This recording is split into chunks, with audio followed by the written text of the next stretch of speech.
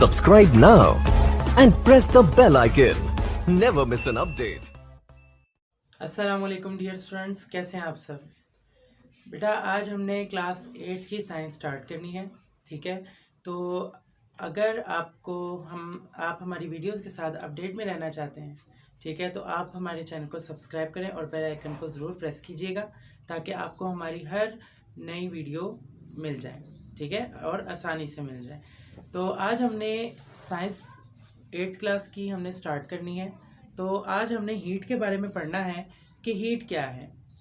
तो basically heat जो है वो अमाउंट ऑफ एनर्जी है जो कि किसी ऑब्जेक्ट में मौजूद होती है। तो इसको कैसे डिफाइन करेंगे? Heat is the amount of energy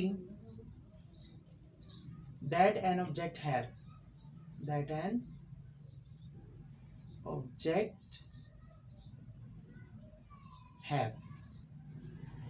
कि किसी भी ऑब्जेक्ट में जो उसकी हीट एनर्जी मौजूद है, जो एनर्जी मौजूद है उसमें, वो उसकी क्या कहलाती है? हीट कहलाती है। आज हमने देखना है कि वो कौन कौन से मेथड्स हैं जिनसे ये हीट ट्रांसफ़र की जा सकती है। तो ट्रांसफ़र ऑफ हीट कैसे होगी?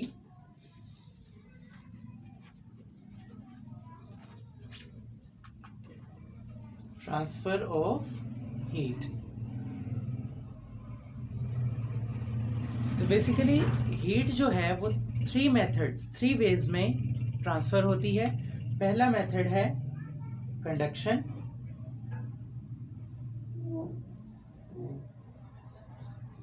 दूसरा है कन्वेक्शन,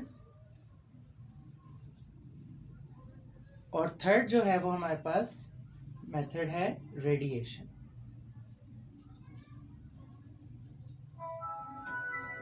ये 3 मेथड्स हैं जिनके ज़रिए क्या है, हीट को ट्रांसफ़र किया जा सकता है, ठीक है। तो इसमें से जो फर्स्ट मेथड है कंडक्शन, वो आज हम पढ़ेंगे कि कंडक्शन क्या है।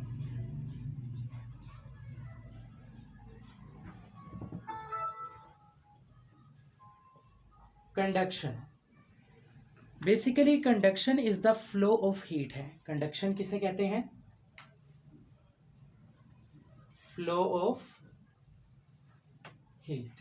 क्योंकि हम हीट की कंडक्शन पढ़ रहे हैं तो हम हीट को ही एक्सप्लेन करेंगे। तो flow of heat is called conduction. इस लिहाज से हमारे पास जो मटेरियल होते हैं वो 2 डिफरेंट टाइप्स के होते हैं। एक को हम कहते हैं कंडक्टर,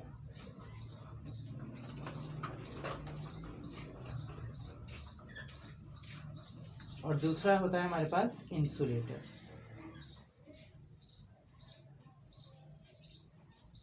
ठीक है, कंडक्टर्स क्या है और इंसुलेटर्स क्या है, जरा देखिए।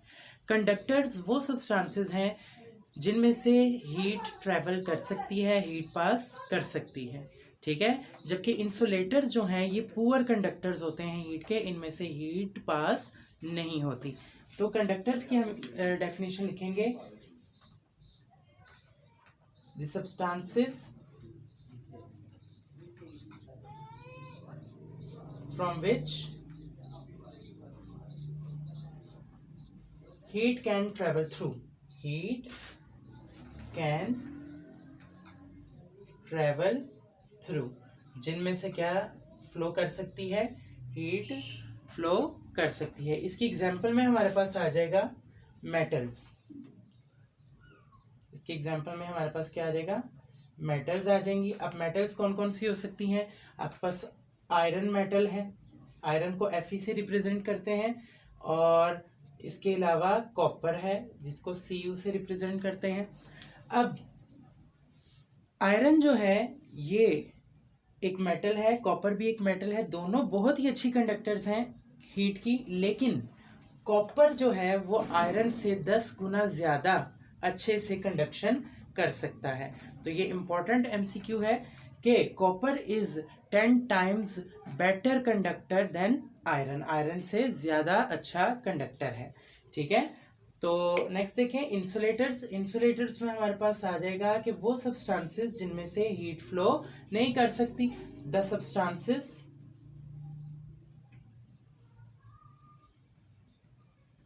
From which heat can not travel through, ठीक है, हीट कैन नॉट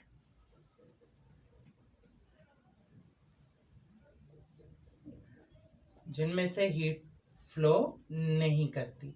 इसमें एग्जाम्पल जो है हमारे पास वो कौन कौन सी आ जाएंगी। पहली आ जाएगी फर। फर कहते हैं जो हमारे जिस्म पे ये बाल हैं, इन्हें हम क्या कहते हैं, फर कहते हैं, ठीक है। इस तरह जानवरों के जिस्म पे जो बाल होंगे उनको भी हम फर कहेंगे। तो फर में से क्या है, हीट फ्लो नहीं कर सकती, इसलिए फर क्या है, इंसुलेटर्स हैं।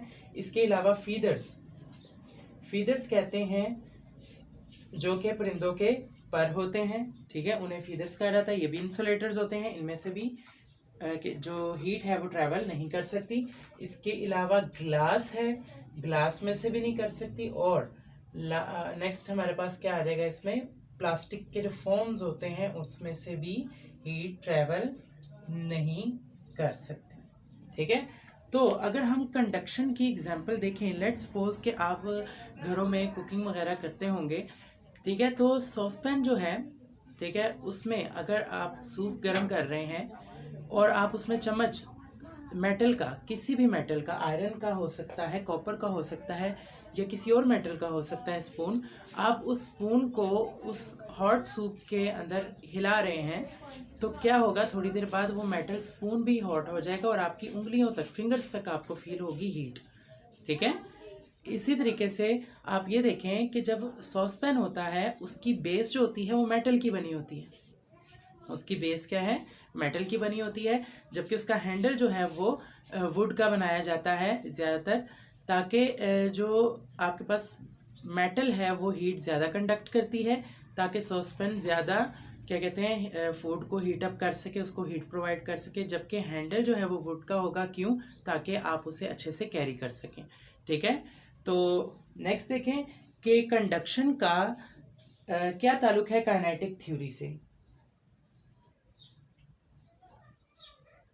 ठीक है, कंडक्शन एंड काइनेटिक थ्योरी।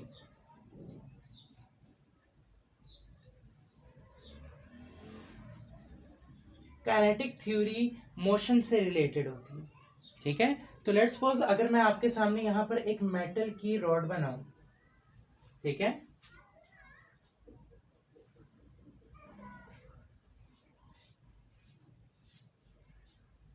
और ये इसके अंदर मैंने मेटल के पार्टिकल्स बना दिए,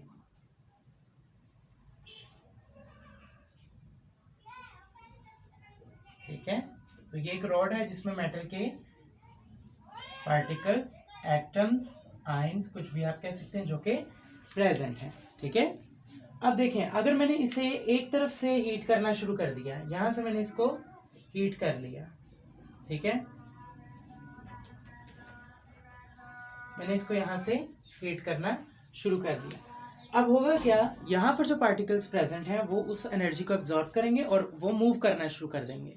जब पार्टिकल्स मूव करना शुरू कर देंगे तो काइनेटिक थ्योरी यहाँ अप्लाई हो रही है कि मॉलिक्यूल्स क्या है, हीट गेन करने के बाद मूव करना स्टार्ट कर रहे हैं। जैसे ही मॉलिक्यूल्स मूव करना स्टार्ट होंगे तो ये अपने साथ वाले मॉलिक्यूल्स को एनर्जी क्या है, उनके साथ टकराएंगे और उनको अपनी एनर्जी ट्रांसफ़र करेंगे। इसी तरीके से तमाम पार्टिकल्स अपनी एनर्जी को ट्रांसफ़र करेंगे, ठीक है, और यहाँ तक पूरी की पूरी रॉड जो है वो क्या हो जाएगी, हीटअप हो जाएगी।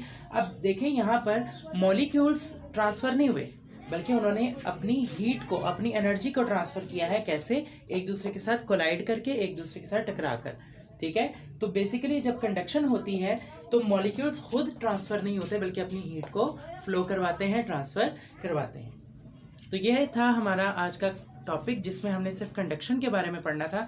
नेक्स्ट हम कन्वेक्शन के बारे में पढ़ेंगे। तो आप लोग अगर कोई भी इस लेक्चर में आपको प्रॉब्लम हो तो आप कमेंट्स के ज़रिए पूछ सकते हैं, और हमारे चैनल को सब्सक्राइब करें और बेल आइकन को ज़रूर प्रेस कीजिएगा ताकि आपको न्यू वीडियोस मिलती रहें। नेक्स्ट लेक्चर के लिए अल्लाह हाफ़िज़।